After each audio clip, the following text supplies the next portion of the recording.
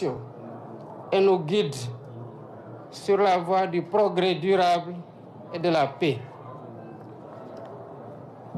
Mbokki Sénégal gannaaw bi ma nuyoo ñëpp di baalu ñëpp xaq di baal ñëpp xaq maa ngi ñaanal koriteg jàmm jullit yëpp fii ci Sénégal ak fépp ci àdduna di ñaan bés bii nga xamante ne yàlla xéewale nañu ko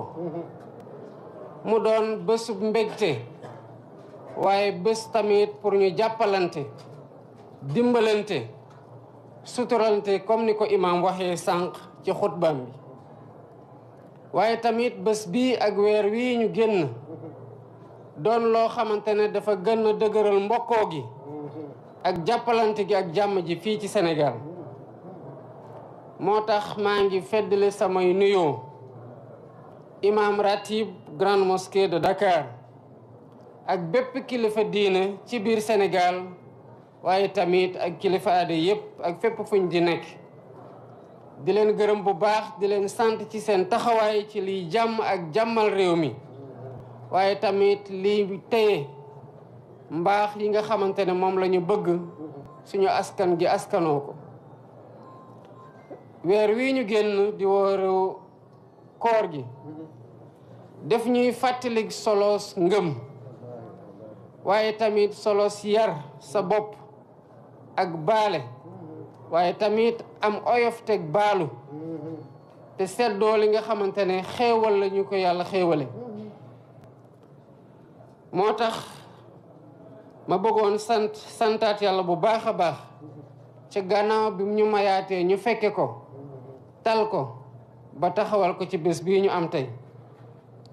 di ñaan lépp loo xamante ne jaamoo nañu ko yàlla ci weer wii yàlla nangul ñu ko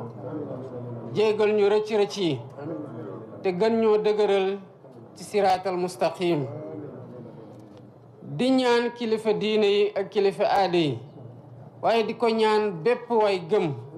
rawatina jullit yi moom bés bii tey ñu wéy di ñaanal réew mi ñaan ngir dal am fi ci réew mi ñaan ngir jàmm am fii ci réew mi